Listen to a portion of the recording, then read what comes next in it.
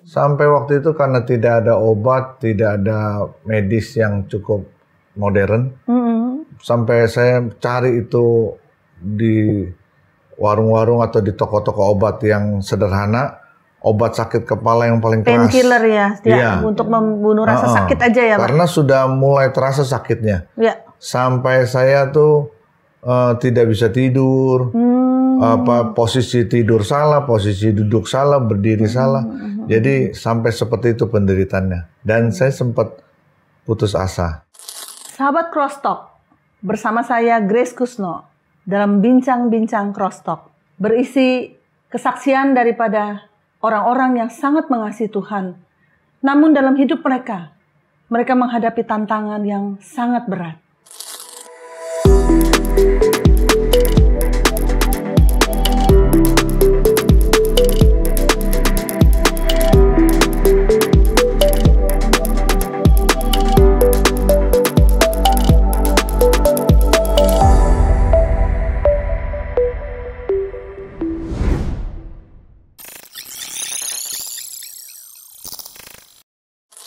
Pada kesempatan kali ini, saya ditemani oleh dua narasumber, sepasang suami istri hamba Tuhan, pendeta di kota Batam.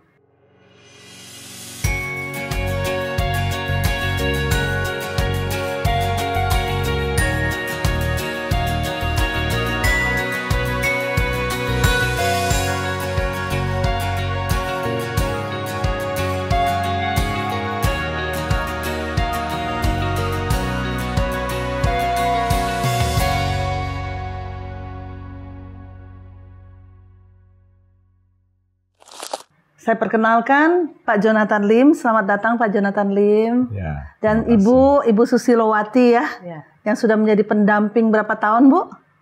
33 tahun. 33 tahun ya? Wah, lebih lama dari saya dong. Saya 32 tahun. Iya. Selamat datang. Terima kasih banyak Pak. Kita ngobrol-ngobrol santai aja ya. Karena kesaksian kita ini bincang-bincang soal ngobrol, tapi pasti akan jadi berkat buat orang. Amin. Siapapun juga pemirsa yang akan menonton acara kita. Amin ya. Amin. Ya, Pak Jonathan Lim. Sekarang kan sudah jadi hamba Tuhan ya. Punya jemaat ya di Batam ya. Berapa tahun udah jadi pendeta Pak? Saya full time-nya dari sejak 96 tahun.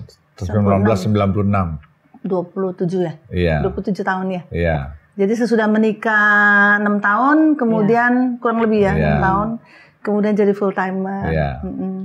Ibu juga sudah siap jadi hamba Tuhan waktu itu ya, istri hamba Tuhan ya. Oke. Nah sebelum itu Pak Jonathan mungkin bisa cerita bagaimana sebelum kita benar-benar masuk ke topik tantangan yang terbesar dalam hidup Pak Jonathan, mungkin bisa cerita terlebih dahulu bagaimana kisah masa kecilnya dari keluarga seperti apa gitu, kenapa sampai akhirnya mau jadi hamba Tuhan. Ya, saudara yang dikasih Tuhan, saya lahir dari keluarga Kristen. Dan orang tua semua Kristen, bahkan kakek saya seorang pendeta.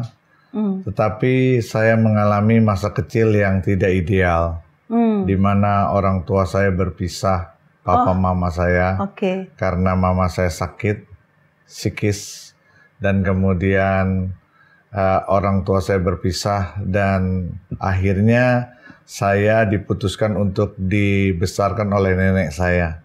Oh begitu. Nah, jadi nggak ikut papa, nggak ikut mama. Ikut papa, tapi tinggal dibesarkan oleh nenek saya. Oh iya. Dan saya mengalami masa kecil yang kurang kasih sayang ibu, sehingga di waktu saya remaja saya menjadi liar, saya terlibat pergaulan yang salah, dan saya terjebak kepada kebiasaan-kebiasaan buruk. Narkoba, kehidupan bebas dan sebagainya. Padahal waktu itu sehari-harinya masih ikut dalam kegiatan gereja-gereja dengan teman-teman, kebaktian, teman-teman gereja gitu Pak? Iya. Bahkan bakat seni saya dalam musik maupun bernyanyi, itu saya terima sejak saya ikut-ikut orang tua saya ke gereja, ikut papa saya latihan musik dan sebagainya. Ya, saya mengenal dunia kekristenan jadi saya masih kecil. Betul ya. Tapi tetap saja di masa remaja saya nggak ada jaminan ya Pak. Iya, saya kehilangan arah dan saya akhirnya terjebak kepada pergaulan yang bebas. Itu karena bentuk pemberontakan karena nggak punya kasih sayang ibu atau bagaimana Pak? Ya, setelah saya bertobat, dipulihkan Tuhan, saya menyadari bahwa ada kekosongan di hati saya yang seharusnya diisi oleh kasih Bapa Surgawi melalui peran orang tua, papa dan mama. Tetapi saya tidak mendapatkan itu, dan akhirnya hati saya terisi oleh hal-hal yang lain yang bukan dari Tuhan. Sehingga akhirnya mulai terikat dengan narkoba dan sebagainya. Iya.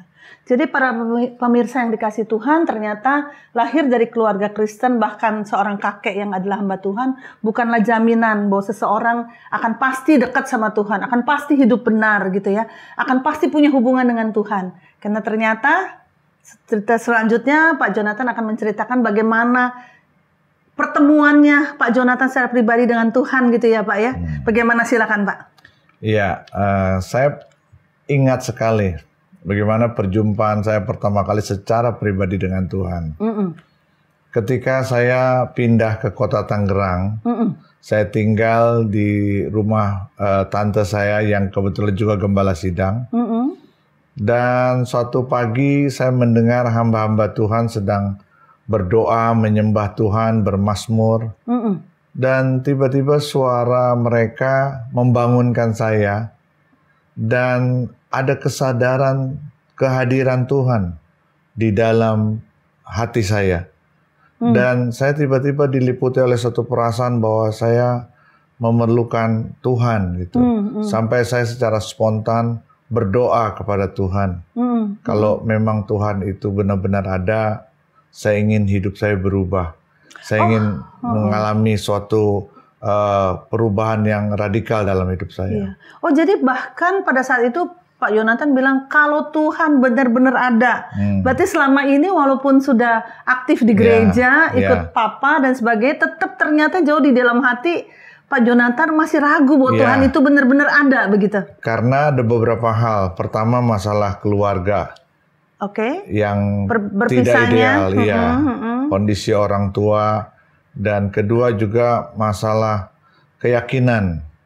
Jadi saya itu merasa agama itu sepertinya sesuatu yang tidak penting.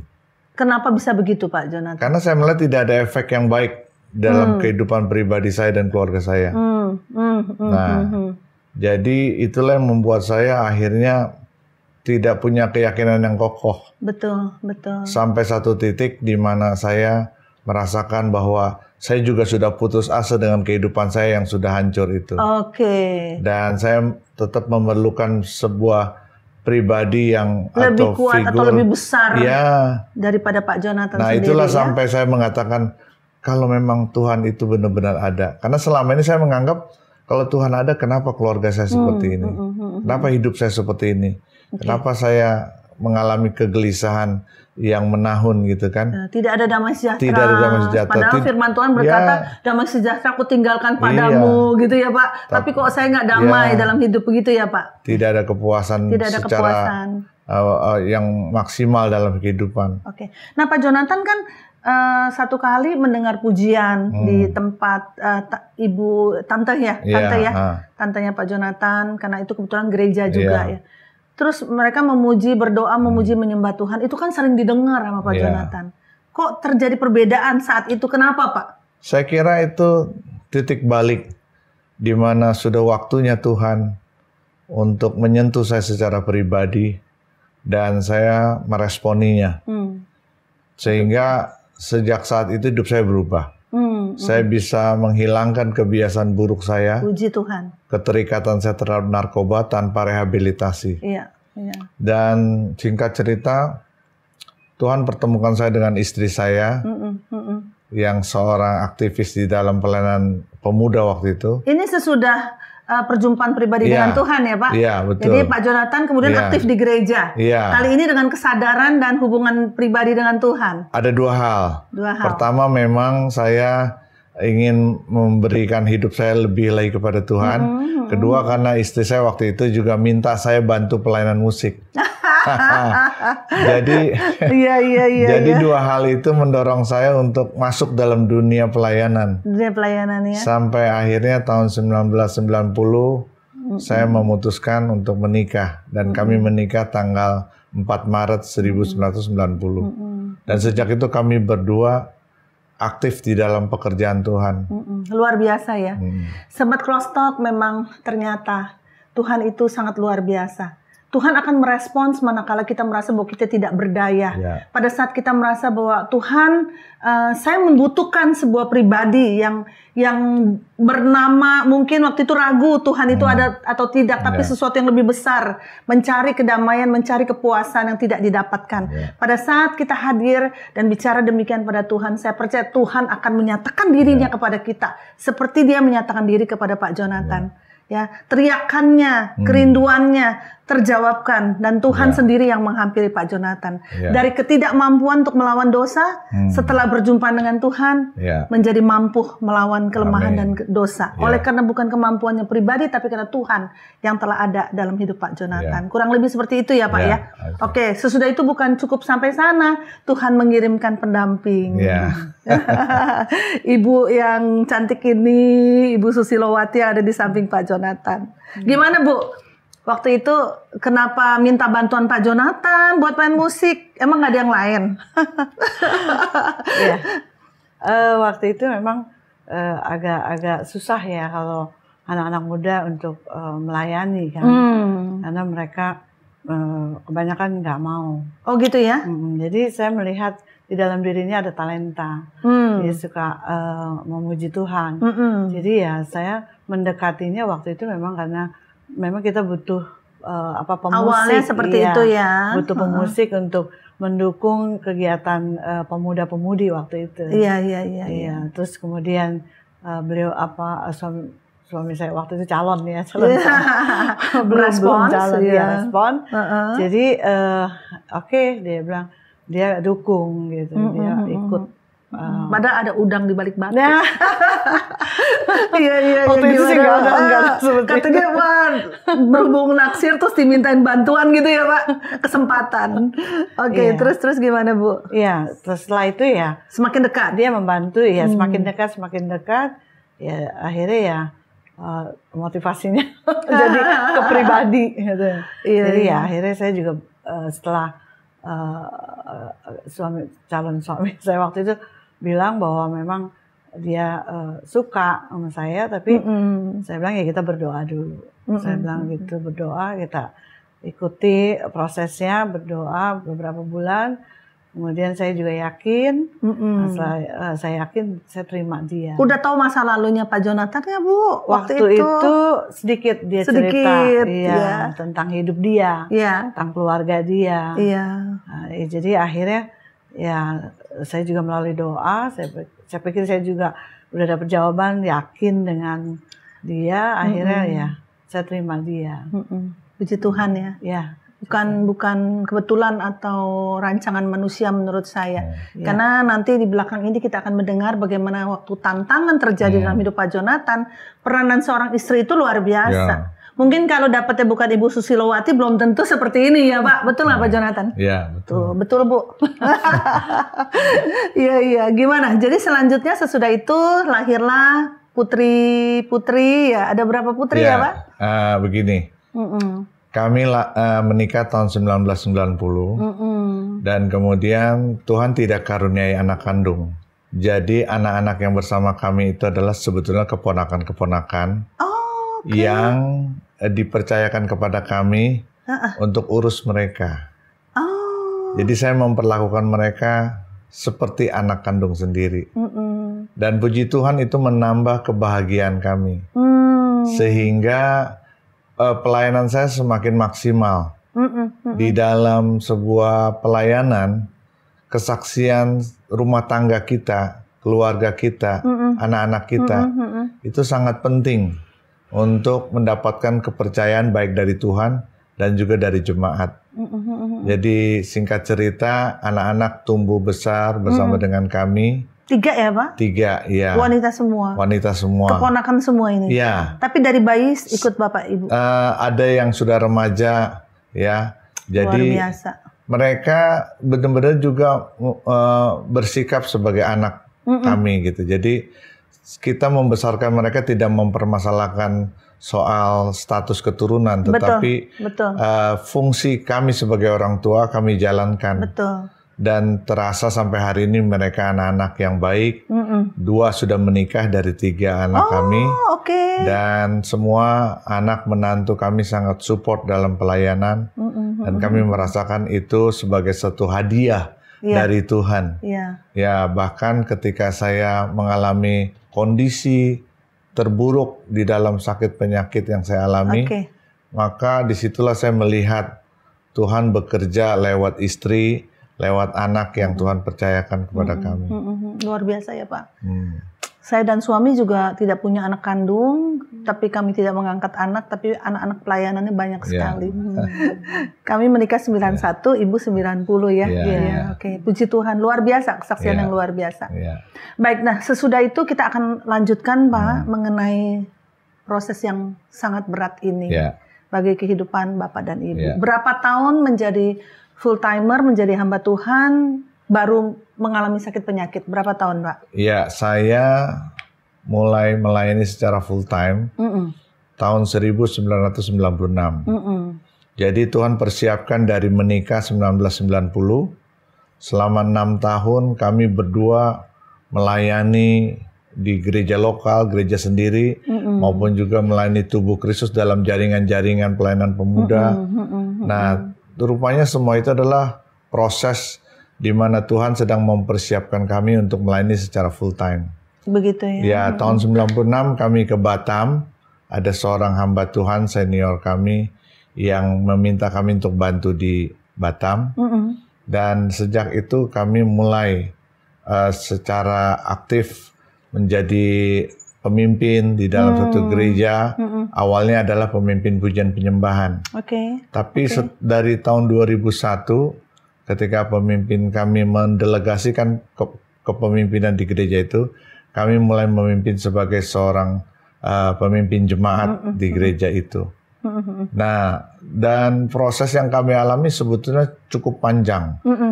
Tuhan mulai bersihkan kami dari masalah rumah tangga, pemulihan rumah tangga, terus dalam masalah ekonomi juga, bagaimana kami harus melewati masa-masa sulit di dalam pelayanan karena masalah ekonomi. Dan yang terakhir adalah masalah kesehatan. Jadi saya seperti melihat kehidupan Ayub dalam diri saya.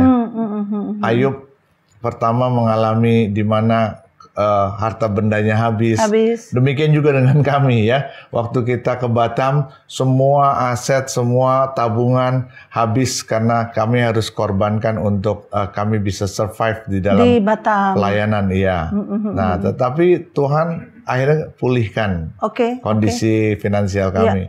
Nah, secara rumah tangga kami juga mengalami pemulihan setelah saya ikut satu camp tentang kemaksimalan seorang pria dan istri saya juga ikut camp tentang bagaimana menjadi seorang istri yang bijaksana.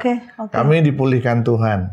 Tapi setelah keuangan dipulihkan, rumah tangga dipulihkan, satu hal lagi ujian kami yang paling berat menurut saya adalah kesehatan saya. Mengalami masalah di mana saya kena penyakit kanker kelenjar getah bening atau limfoma dengan stadium yang cukup tinggi yang menurut dokter tidak ada harapan untuk sembuh. Iya, itu berapa tahun setelah jadi full timer di Batam, Pak? Saya terkena penyakit itu tahun 2015, berarti 19 tahun setelah saya full time. Itu shock banget nggak Pak? Wah, pasti. Pasti kan selama ini di gereja mengajarkan Tuhan menyembuhkan, begitu ya Pak ya? Tiada yang mustahil, oleh bilur-bilurnya kamu telah menjadi sembuh. Nah, bayangan kita kan tumpang tangan aja, oles minyak aja, sembuh deh gitu kan. Ternyata gimana Pak prosesnya? Pada waktu itu, saya tidak bisa menerimanya waktu itu. Setelah dokter memvonis di Batam, di Johor, di Malaka, 3 rumah sakit, 3 dokter memvonis itu positif cancer, saya tidak dapat menerimanya. Karena dari ketiga dokter, ketiga rumah sakit itu, tidak ada satupun yang dapat menjelaskan apa penyebabnya cancer itu datang, cancer itu muncul. Emang dunia kesehatan juga nggak bisa menjelaskan sih Pak. Nah, jadi saya mencoba, mencoba untuk mengevaluasi, memeriksa apa yang salah. Ya. Apakah penyakit ini datang karena hukuman? Karena dosa. Karena dosa. Ya. Nah, dan apakah dari jemaat atau dari teman-teman pelayanan atau dari orang-orang yang sempat dilayani oleh Pak Jonathan juga pernah berkata demikian, Pak Jonathan, dosa kali makanya kena. Memang tidak ada perkataan seperti Tidak itu. ada. Itu munculnya dari pikiran saya sendiri. Tuduhan diri sendiri, mungkin ditaruh oleh kuasa gelap gitu ya Pak Jonathan. Iya. Oke. Dan yang saya sangat bersyukur kepada Tuhan adalah istri saya tidak menghakimi saya. Okay. Dan dia sangat percaya bahwa saya bisa sembuh dan bisa melewati masa-masa sulit. Oke, mungkin Ibu Susilowati bisa ceritakan waktu dengar suami divonis seperti itu, gimana perasaannya Bu sebagai seorang istri? Ya, waktu vonis pertama ya kaget ya. Kaget ya Bu. Karena tidak menyangka kan. Karena kami makan sama. Semua sama gitu kan. Jadi saya kaget juga awalnya. Tapi nggak percaya juga. Apa benar gitu. Terus akhirnya kedua dan ketiga periksa lagi sama hasilnya. Ya udah, yang terakhir saya agak lemes gitu. Jadi saya bilang papi aja yang masuk ke ruang dokter untuk hasil yang pembacaan dokter hasilnya. Ketiga ya. Ketiga, iya. Jadi saya nunggu ya di ruang tamu. Saya takut nggak kuat ketika hasilnya sama gitu kan. Oh iya. Ternyata dia ditemani dengan salah satu staf. Iya. Jadi hasil ternyata di dalam itu ya itu hasilnya sama. Jadi waktu dia keluar dia dalam kondisi dia lemes, dia kasih tahu ini memang positif kanker. Jadi dia bilang harus kemo, segera kemo. Ya saya cuma terdiam di ruang tunggu itu, saya terdiam duduk bersama dengan istri staf itu kan. Ya udah kami sempat nangis di situ karena sedih juga kan, kenapa harus kami alami gitu kan. Terus kemudian staf ini bilang, ayo kita keluar, jangan di rumah sakit ini terus, nanti kita sedih terus. Dia bilang, jadi kami keluar menghibur diri kami sendiri gitu, berempat waktu itu ya. Menghibur diri gitu, sambil ya bertanya juga sama Tuhan, apa ya kenapa gitu. Kenapa diizinkan seperti ini? Betul, kenapa Tuhan izinkan ini terjadi. Tapi akhirnya ya udah kami terima ya jalani prosesnya. Betul. Jalani proses, kami pulang ke Batam, ya disitulah kami jalani, kami berdoa. Sebenarnya kami juga minta mujizat dari Tuhan supaya pasti disembuhkan total gitu. Nggak harus kemo, ya tapi ya pikiran kita ya berbeda dengan pikiran Tuhan. Akhirnya ya ada saran dari teman hamba Tuhan yang sama juga anaknya kena sakit cancer juga, kanker juga. Terus kami disarankan untuk pergi gitu ke satu daerah.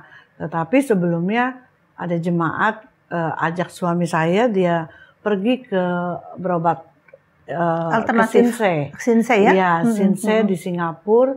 Jadi seminggu sekali mereka berdua ke Singapura untuk ke Sinsay itu. Nah jadi minum ramuan obat-obat Cina kayak gitu ya. Terus kemudian setelah satu bulan tidak ada hasil. Tidak ada hasilnya artinya semakin membesar ya Pak? Masih ada gitu Bang. Masih ada dan membesar atau hanya masih ada aja? Sedikit-sedikit kayaknya agak membesar. Iya. Itu waktu minum godokan obat Chinese herb ya. Oke. Terus kemudian kami pergi ke Manado. Oke, sebelum lanjut ke Manado, tadi kan Pak Jonathan ada sampaikan ada kemungkinan salah satunya apa karena dosa. Apalagi tadi Pak, rupanya ada lebih dari satu yang Pak Jonathan menganalisa pada waktu itu ya. Ya, apakah ini teguran Tuhan? Teguran Tuhan. Apakah ini karena saya ada salah sesuatu, ada yang belum beres dan sebagainya. Jadi pada waktu itu saya sama sekali tidak mengerti. ini apa dan kenapa. Sampai setelah dijalani, ketemu dengan beberapa ayat firman Tuhan, baru saya dapat jawabannya. Karena waktu pas kena itu, saya ingat firman Tuhan berkata, Allah turut bekerja dalam segala sesuatu untuk mendatangkan kebaikan. Nah, saya bertanya, kebaikannya di mana? Iya, betul. Kalau saya ngalami seperti ini, apa kebaikannya buat saya? Nah, sampai di satu titik ternyata itu belum sebuah akhir. Itu baru titik awal pertanyaan itu. Sampai saya ketemu firman Tuhan yang lain, baru saya mendapat jawaban demi jawaban yang hari ini saya bisa lihat bahwa semua yang saya alami adalah rencana Tuhan untuk saya bisa dipakai Tuhan menjadi saluran berkat bagi orang lain. Iya, amin. Nanti belakangan kita resume ya Pak, pelajaran terbesarnya dari semua ini apa ya. Jadi balik lagi waktu Ibu cerita bahwa disarankan untuk pergi ke Manado untuk kembali pakai pengobatan alternatif begitu ya. Oke. Dan selama sebulan kalau saya nggak salah, betul ya. Pada waktu itu makin besar. Iya. Dan mulai sakit. Awalnya kan dia hanya besar tapi tidak sakit. Tapi waktu di Manado itu saya mulai merasakan sakit. Sampai waktu itu karena tidak ada obat, tidak ada medis yang cukup modern. Sampai saya cari itu di warung-warung atau di toko-toko obat yang sederhana, obat sakit kepala yang paling keras. Painkiller ya, untuk membunuh rasa sakit aja ya Pak? Karena sudah mulai terasa sakitnya. Sampai saya tuh tidak bisa tidur, posisi tidur salah, posisi duduk salah, berdiri salah. Jadi sampai seperti itu penderitaannya. Dan saya sempat putus asa. Sebelum akhirnya saya ketemu dengan firman Tuhan yang menguatkan saya dan menginspirasi saya untuk menulis lagu sebagai sebuah ekspresi daripada perasaan saya pada waktu itu. Itu di mana ada waktu itu? Iya. Menciptakan satu lagu yang saya sempat dengar nih kalau nggak salah, Mazmur 23 ya Pak? Iya, betul. Ada gitar, kalau ada gitar suruh nyanyi nih. Iya. Karena ayat itu sebenarnya sudah sangat familiar kan? Iya, betul. Bahwa Tuhan adalah gembalaku, takkan kekurangan aku. Tuhan membaringkan kita di padang rumput yang hijau, membawa kita kepada air yang tenang. Tapi betapa terkejutnya saya waktu saya baca ayat yang keempat. Sekalipun aku dalam lembah yang kelam, aku tidak takut bahaya. Sebab gadamu dan tongkatmu, itulah yang menghibur aku. Jadi saya dapat pewahyuan adalah, hey, meskipun Tuhan itu gembala kita, tidak selamanya kita ada di padang rumput yang hijau. Tidak selamanya kita ada di air yang tenang. Bisa saja seizin Tuhan kita ada di lembah yang kelam. Tapi kita tidak perlu takut. Kalau kita punya gada dan tongkatnya Tuhan, maka Tuhan akan selalu menghibur kita, memberi kekuatan kepada kita. Amin. Nah, itulah yang menginspirasi saya untuk menulis lagu. Iya. Oke, puji Tuhan. Luar biasa ya Pak. Itu di Manado bikin lagu, terus mau pulang ke Jakarta saya dengar ke Batam. Sesudah itu ya. Ada beberapa lagu yang saya tulis sebetulnya, tapi yang paling banyak dinyanyikan oleh jemaat lagu yang Mazmur 23 itu. Tuhanlah kepalaku, takkan ku kekurangan. Ia membaringkanku di padang rumput yang hijau. Ia membimbingku ke air yang tenang, menyegarkan jiwaku dan menuntutku ke jalan yang benar. Sekalipun ku berjalan dalam lembah yang gelap, ku tak takut bahaya, sebab Kau besertaku, gadamu dan tongkatmu, itulah yang menghibur. Sekalipun ku berjalan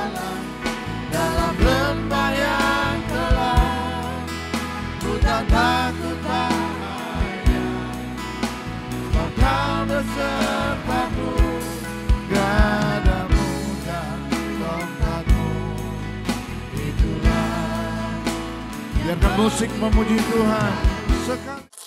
Dan itu sebabnya saya merasakan bahwa saya sungguh-sungguh ada di lembah yang kelam. Saya benar-benar merasa Tuhan, tidak ada apapun yang bisa kita andalkan. Ketika rasa sakit itu muncul, saya sambil menangis, saya berseru, Tuhan Yesus tolong aku. Tuhan Yesus tolong aku. Tuhan Yesus tolong aku. Hanya itu yang bisa saya lakukan. Baru terlihat, oh ternyata saya ngalami ini hanya untuk menjadi sebuah bukti bahwa Tuhan yang saya sembah adalah Tuhan yang hidup. Amin. Tuhan yang berkuasa. Amin. Tuhan yang sanggup melakukan segala perkara. Memang pahit di depannya, tapi manis di belakangnya. Sahabat Crosstalk, agar kesaksian ini dapat memberkati lebih banyak orang, yuk like and share video ini kepada keluarga dan teman-teman lainnya. Bagi sahabat Crosstalk yang diberkati lewat kesaksian ini, mari berbagi di kolom komentar. Dan subscribe agar tidak ketinggalan kesaksian-kesaksian lainnya.